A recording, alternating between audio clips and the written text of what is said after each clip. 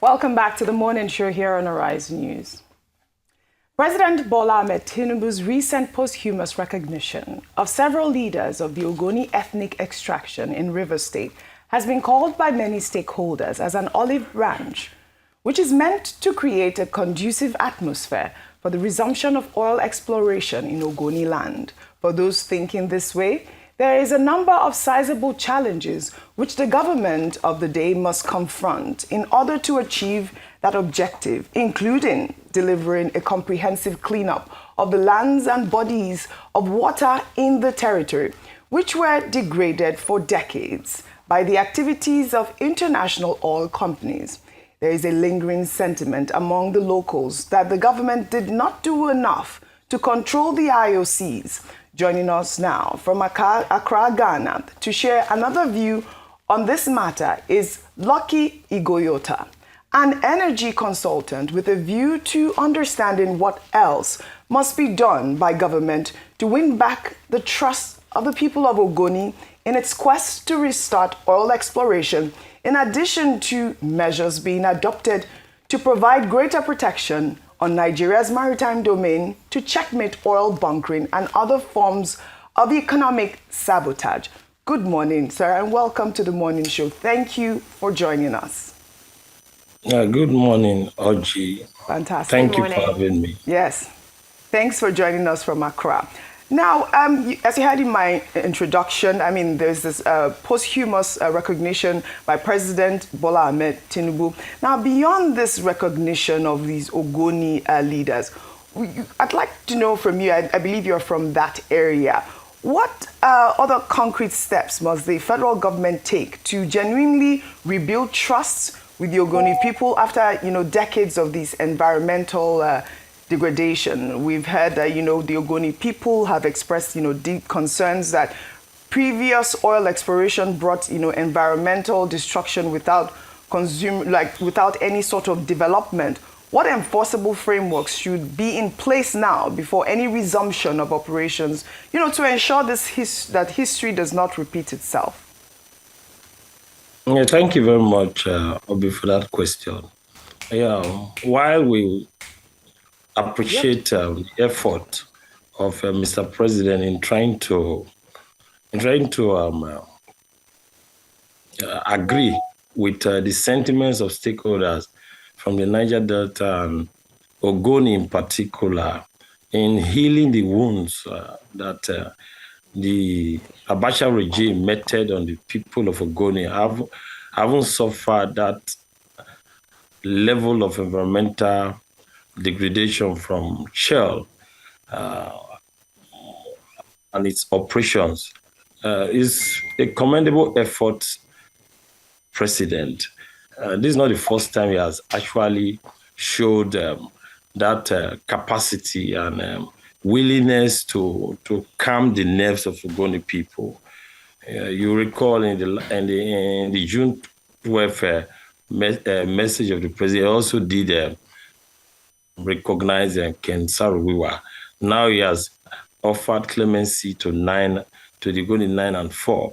So it's a welcome development. Like you've asked, beyond that, what is the framework for crude oil resumption, crude oil production resumption in that particular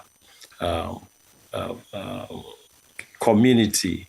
I think by and large, while we are targeting an upward movement of our crude oil and gas daily production, we must also be very, very careful because the UNEP report that we all saw around Ogoni in 2011, even though IPREP, that is the hydrocarbon pollution remediation project, has done its bit in the first phase, there's a whole lot of remedial work that has taken place there. They have been able to achieve over 90% in the mangrove swamp recovery process by planting some of those mangrove plants, and also shoreline recovery. I think they've achieved over 50% around that, and also soil and groundwater remediation processes.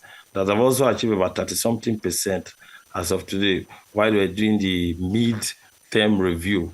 $1 billion was actually earmarked for that project. And in the framework itself, the community people aren't too satisfied because of some concerns around transparency and accountability. But if government must push for resumption of crude oil production, then government will have to change its ways.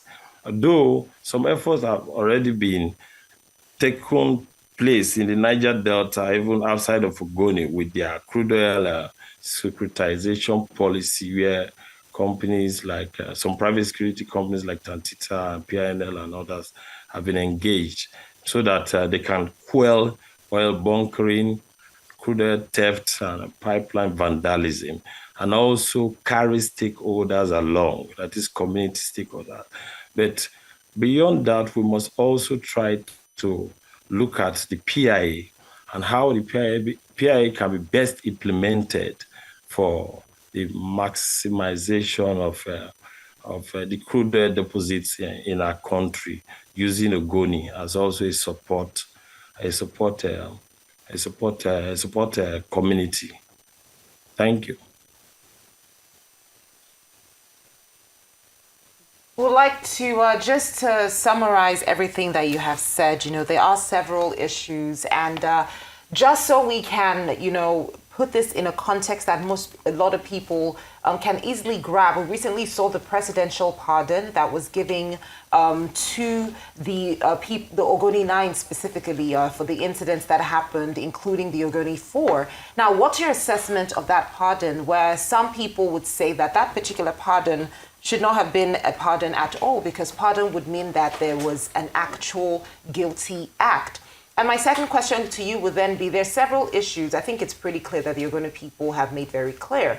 Number one, they feel very marginalized. Oil exploration that is not visible in the development of their land in itself. The fact that so much money has gone out of Ogoni that cannot be reflected in Ogoni in itself, amongst other issues, the environmental degradation as well. What do you think can finally put a situation where oil exploration in Ogoni is no longer looked at as an infringement of their rights and their feelings in the land of Ogoni? How can we get to a point where there can be some level of agreement and synchronism in the way things are done, as these issues are decades-long problems? Your question is in many folds right now. You asked if the clemency is valid, if there was even a convention, as it were. In answering that, I think it's a general clemency because those guys were actually indicted. Ken was executed, Ken Sarowa, amongst the others. And if the president deemed it fit to say, okay, I'm using my presidential powers to offer pardon, clemency to everybody, I think he has that power. He has the power. And talking about, in order not to allow a repeat of what has happened in the past in Ogoni, and also give people confidence that the government is actually ready to do the needful in ensuring that the lasting peace is achieved in Ogoni. I think to a large extent, the Ogoni people have actually been enjoying contributions from other communities. You understand? For me, I expect them to overwhelmingly accept whatever government is putting on the table, so that they can also contribute and not just be enjoying. Because since crude oil and gas production stopped there for years now, for almost 30 years plus now, other communities, other oil producing communities in the Nigeria have been contributing to the national purse. Nobody is saying anything around that. What has Ogoni contributed since then? Efforts have been geared towards cleaning up the land. So for me, it's a question of them also willing, because we've seen some of their veterans, the likes of Ledon Mete, also being incorporated into the Nigerian extractive industry in transparency initiative, that is NATI. They have also been given their fair share in the scheme of things. Don't forget, they've also produced a senator in Rivers State, Senator Magnus Habi, who is also from Ogoni. Most of them are also working in oil companies operating in other parts of the Niger Delta that is indigenous of Ogoni. So if you ask me very, very frankly, I will appeal to the people of Ogoni to allow this renewed effort of government to encourage production there, so that we can ramp up production from that place. Because there's also this push, this global push for energy transition, energy mix. Before you know it, the oil will just be there lying fallow, while the energy sector is transiting into renewables. So I want to appeal to the Ogoni people to cooperate with government. Since the land is already being attended to, efforts are already being carried out, even though there are shortcomings here and there, which is normal and traditional. I think that should be where everybody should be channeling their effort towards now. For me, that's my position. All right, Mr. Lucky Ighoyota, I would like to thank you very much for joining us on the morning show.